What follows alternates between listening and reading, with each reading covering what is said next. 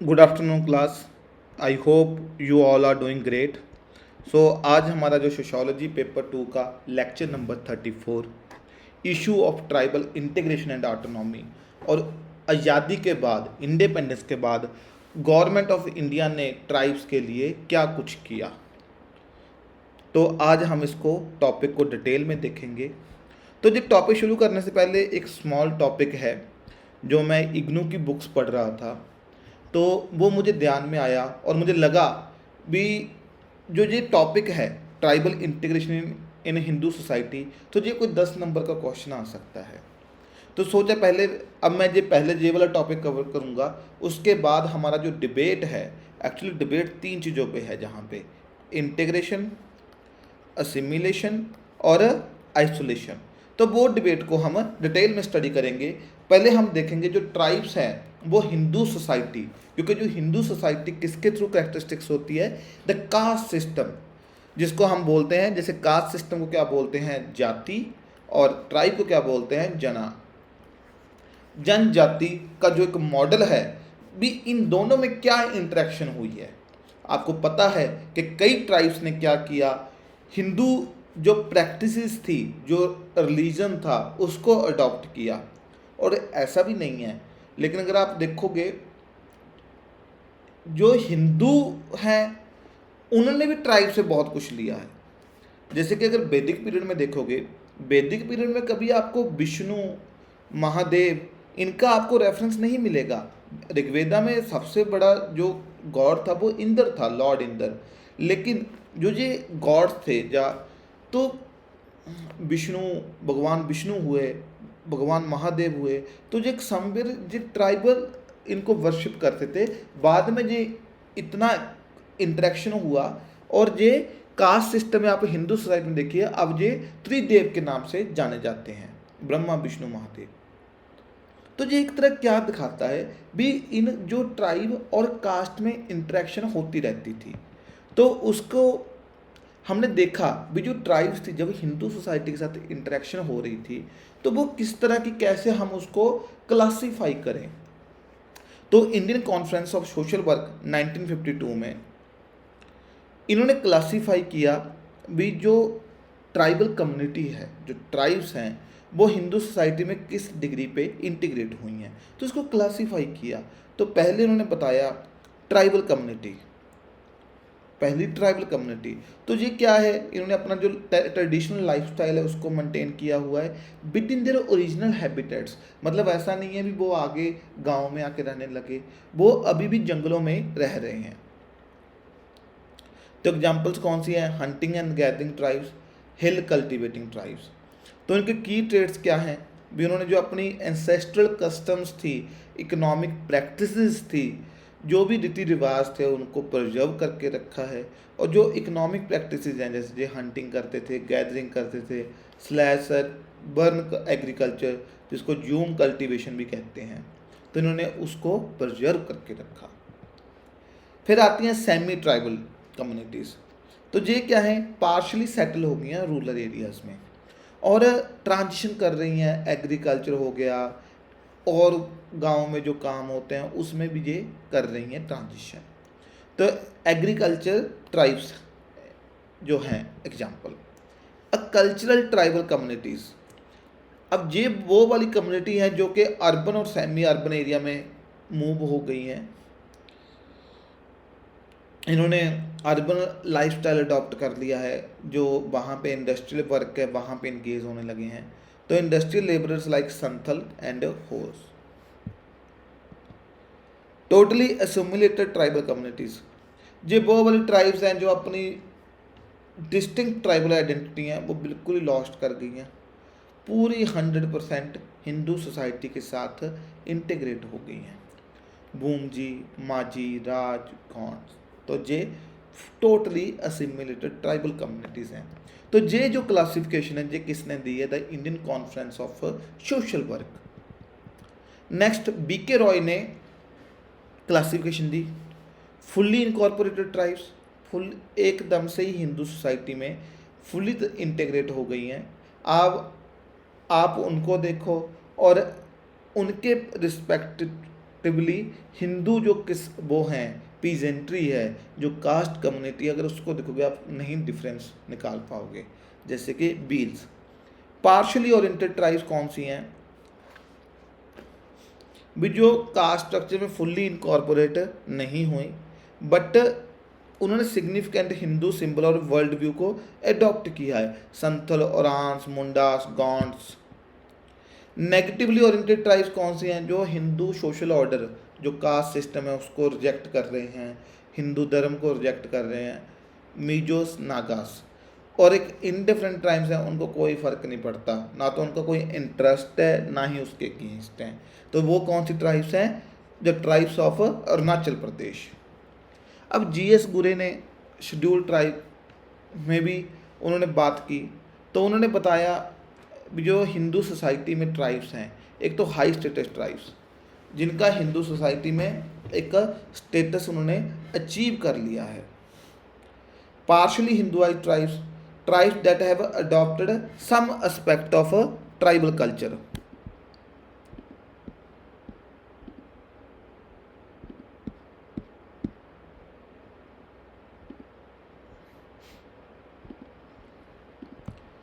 तो इन्होंने कुछ एस्पेक्ट को, हिंदू कल्चर को अडॉप्ट किया है। ट्राइबल रजिस्टिंग हिंदुइज्म, जो रिमोट हिल ट्राइब्स हैं वो हिंदुइज्म को रिजेक्ट कर रही हैं। बैरियर एल्विन ने 4 फोल्ड क्लासिफिकेशन दी। प्रिमिटिव ट्राइब्स, जो कम्युनली रह रही हैं, अभी भी वो जंगलों में रह रही हैं, एक्स यूज़ कर रही हैं, मतलब जो उनका वुड काटने के लिए, जैसे कि हमने देखा है अंडमान निकोबार में है।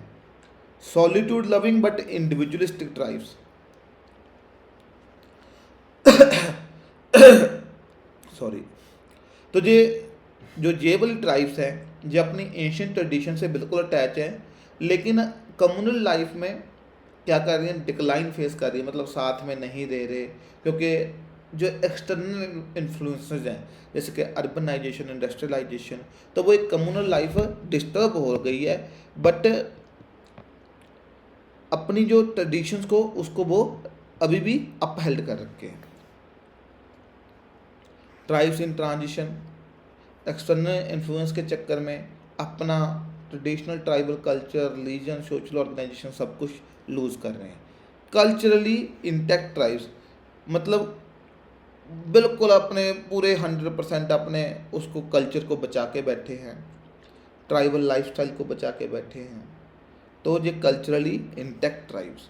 तो ये एक तरह का क्या है, जो हिंदू सोसाइटी के साथ इंटीग्रेशन कैसी है। अब आता है issue of tribal integration and autonomy.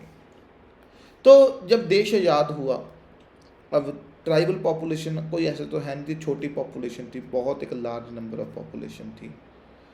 तो देश आज़ाद हुआ, सभी लोग जो देश के उस टाइम के लीडर्स थे वो बैठे, एक डिबेट चला। तो डिबेट क्या चला भी, अब ये ट्राइब्स, हमारे जो ट्राइब्स हैं, ट्राइबल कम्युनिटी है, उनके लिए जो डेवलपमेंट स्ट्रेटजी क्या होनी चाहिए। तो एक डिबेट चला आइसोलेशन, आइसोलेट कर दो। लेकिन अब जी देखो, जी मैंने अब आइसोलेशन का डिबेट किया, तो इसका जो सबसे ज़्यादा इम्पोर्टेंट कौन थे, बैरियर एल्विन। मैं लास्ट लेक्चर में भी बताया था, इन्होंने कहा था भी नेशनल ट्राइबल पार्क्स बनाओ। तो इनके बारे में थोड़ा देख लेते हैं। ये बैरियर एल्विन है, इनकी थोड़ी सी मैं आपको बायोग्राफी जो है इनकी थोड़ा सा बैकग्राउंड दे देता हूँ। तो मतलब सेल्फ मेड एंथ्रोपोलॉजिस्ट थे। तो उन्होंने जो ट्राइबल कम्युनिटीज़ की वॉइसेस थी, मतलब उनका एक तरह के उनके कंसर्न्स को उन्होंने एकेडमिक और एडमिनिस्ट्रेटिव डिस्कोर्स में लेके आए पोस्ट इंडिपेंडेंट इंडिया। तो देखिए, मतलब इन्होंने ट्राइबल के लिए बहुत ज़्यादा काम किया, तो ट्राइबल कम्युनिटीज़ के लिए बहुत ज़्यादा काम किया इन्होंने। तो फुल नेम इनका ये था, Harry Verrier Holman Elwin, Anglican bishop थे। तो ऑक्सफोर्ड यूनिवर्सिटी से पढ़ के आए थे, फिर बाद में थियोलॉजी में स्टडी की। तो पहले जो एज ए क्रिश्चियन मिशनरी आए थे, तो गांधी जी से इन्फ्लुएंस हुए और इंडिया की इंडिपेंडेंस स्ट्रगल में बहुत बड़ा एक रोल प्ले किया, मतलब इन्वॉल्व हो गए। तो इन्होंने ट्राइबल कम्युनिटीज़ के साथ काम किया, पर्टिकुलरली गौंड ट्राइब। तो इन्होंने अपना क्रिश्चियन फेथ भी रिनाउंस कर दिया था। मतलब आप देखिए, ये जो ट्राइब्स के साथ इतना ज़्यादा इन्वॉल्व हो गए थे भी, अब उन्होंने ट्राइबल बेस को अडॉप्ट कर लिया और उन्होंने एक ट्राइबल वुमेन से भी शादी कर ली थी।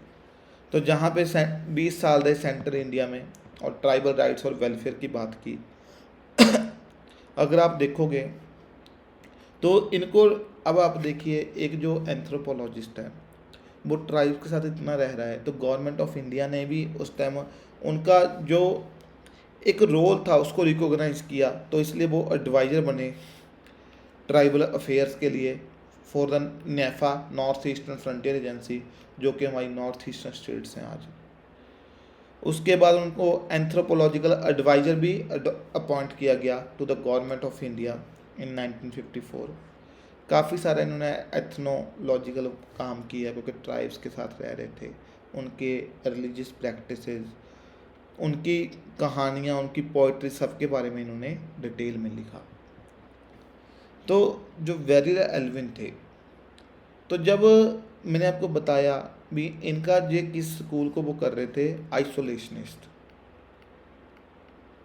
भी आइसोलेट करके रखो। तो बैरी एल्विन कहते थे, तो वो कहते थे भी ठीक है डेवलपमेंट करो लेकिन उनको आइसोलेट रखो, ताकि उनका जो ट्राइबल कल्चर है, आइडेंटिटी है, वो बिल्कुल लॉस्ट ना हो। तो ये ऑटोनॉमी और इंटीग्रेशन, तो एक डिबेट चल रहा था।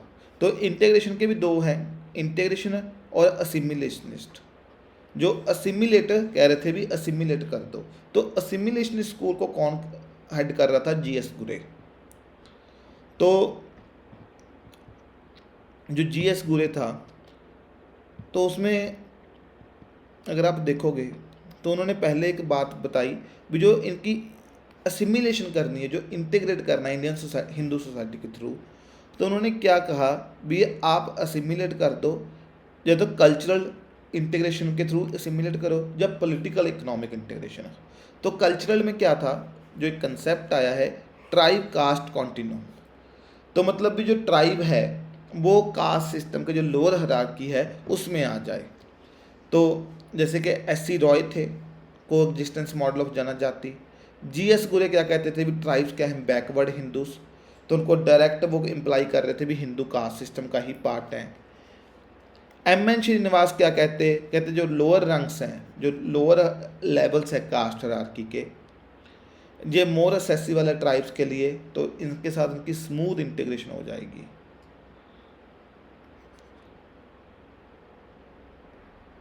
आंध्रे व्यक्ति कहते सिमिलर ही हैं ये कास्ट और ट्राइब, बस थोड़ा सा रेशियल और लिंग्विस्टिक डिफरेंस है। तो ये जो थिंकर्स थे, ये आइसोलेशन स्कूल को, असिमिलेशन स्कूल को रिप्रेजेंट कर रहे थे। अब ये सरजीत सिन्हा क्या कहते हैं भी, पॉलिटिकल और इकोनॉमिक इंटीग्रेशन, जो उन्होंने कंसेप्ट दिया ट्राइब पीजेंट कॉन्टिन्यूम। तो इसमें क्या था भी, जो ट्राइब्स हैं, पीजेंट्री को लेबर चाहिए, तो ट्राइब वो लेबर एज ए लेबर आ सकती है हिंदू सोसाइटी में, जो एक कास्ट सोसाइटी है।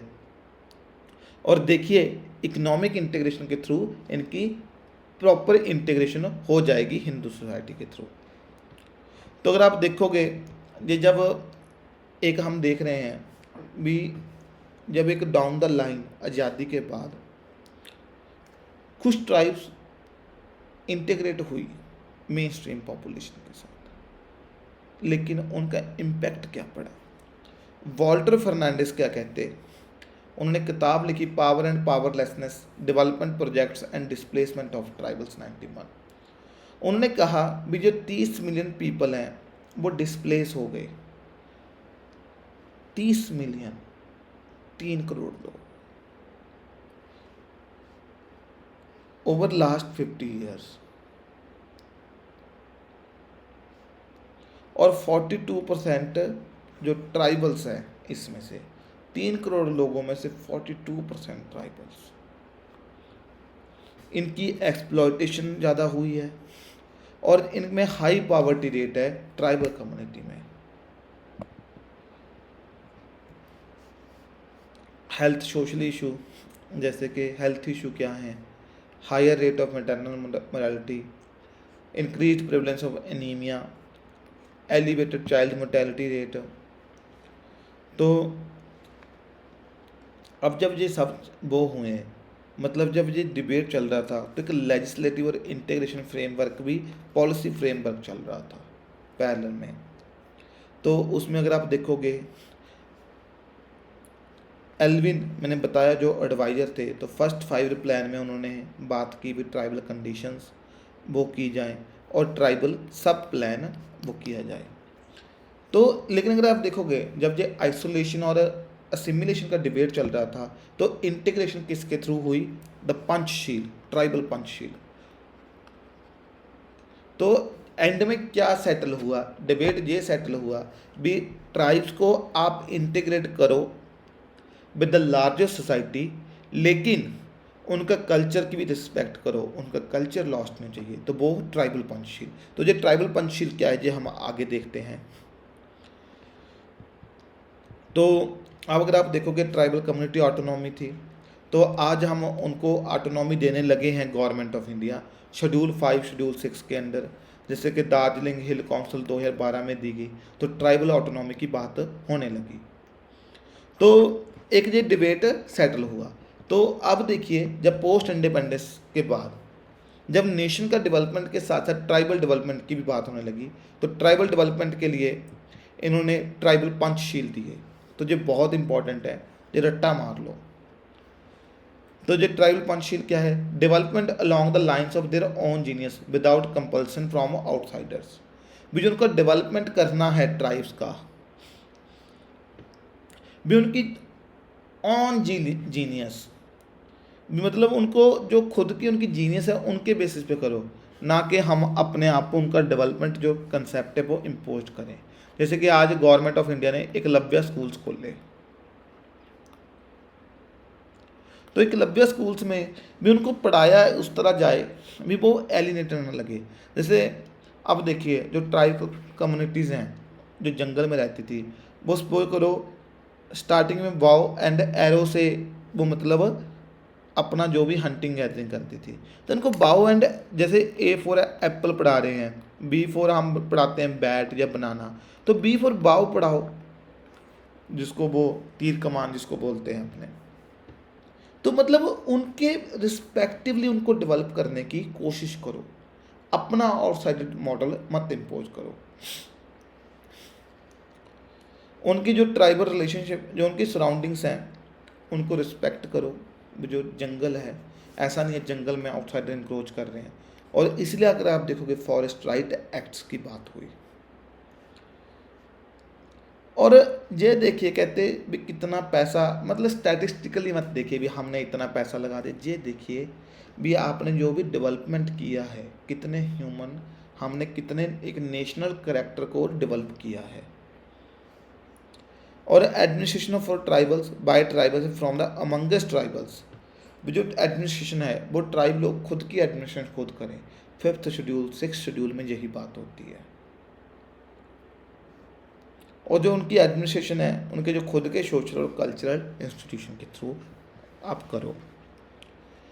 सारी डेवलपमेंट की बात हुई, लेकिन स्टिल गवर्नमेंट का फॉरेस्ट पे मोनोपोली है। आप देखोगे एक्सप्लॉयट कर रहे हैं अभी भी गवर्नमेंट उसको। जैसे कि अभी एक आप पढ़ोगे हसदेव फॉरेस्ट, तो प्लीज़ इसके बारे में पढ़ना। हसदेव फॉरेस्ट, जहाँ पे अभी एक कोल माइनिंग का वो दिया है कॉन्ट्रैक्ट, अभी भी इंडस्ट्रियलाइजेशन और के कारण डिस्प्लेसमेंट हो रहा है बड़े डैम्स के कारण, जैसे सरदार सरोवर डैम, पोलावरम डैम जो है आंध्र प्रदेश में, अभी रिसेंटली काफ़ी न्यूज़ में है, क्योंकि चंद्रबाबू नायडू जो भी आंध्रा के जब नए CM बने हैं, तो उन्होंने कहा है भी इसको पूरा करना है, पोलावरम डैम और अमरावती। तो इन दोनों का अगर देखोगे, तो इन दोनों डैम्स की जैसे एग्जांपल दी है, और भी काफ़ी प्रोजेक्ट्स हैं जो को डिस्प्लेसमेंट कर रही है। इकोनॉमिक लिबरलाइजेशन के कारण भी इम्पैक्ट पड़ा है, जो कहते हैं मतलब informalisation of labour, exploitation, tribes को डिस्प्लेस किया जा रहा है लैंड एक्विजिशन करके, क्योंकि बड़ी बड़ी कंपनी जा रही हैं, प्राइवेट प्रॉपर्टी का कंसेप्ट आ गया है, क्योंकि आगे जैसे कम्युनिटी ऑनरशिप थी जंगल की, डेमोग्राफिक शिफ्ट भी हो रहा है, मतलब जो ट्राइबल डोमिनेटेड एरियाज़ हैं उसमें जो डेमोग्राफी है वो ट्राइब्स की कम हो रही है, दूसरे लोग आउटसाइडर्स की ज़्यादा बढ़ रही है। तो अब आप देखोगे जो पॉलिसी इंटरवेंशन जो मैंने बताया, फॉरेस्ट राइट एक्ट, ट्राइबल सब प्लान, नेशनल कमीशन भी है शेड्यूल ट्राइब्स के लिए, tribal cooperative marketing development federation, constitutional reservation भी है, पैसा एक्ट है पंचायती राज वो वाला। इसके अलावा आपने एक होमवर्क करना है, वे गवर्नमेंट ऑफ इंडिया ने और कौन कौन सी स्कीम चला रखी हैं ट्राइब्स के डेवलपमेंट के लिए। तो जैसे कि वन बंधु कल्याण योजना है, वन धन योजना है, तो इस तरह से आप एक नोट्स बना लीजिएगा।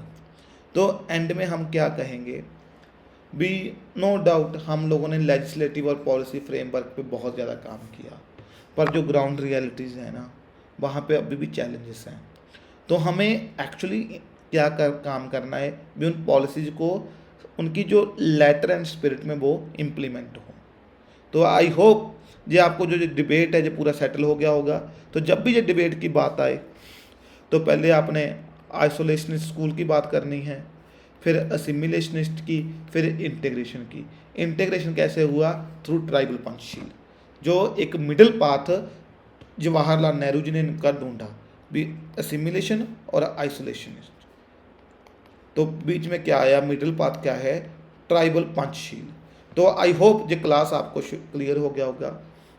और ये देखिए 2023 में ये 20 नंबर का क्वेश्चन आया था लास्ट ईयर।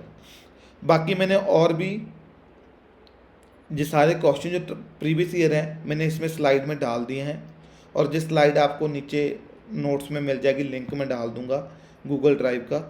तो आई होप क्लास आपको क्लियर हो गया होगा।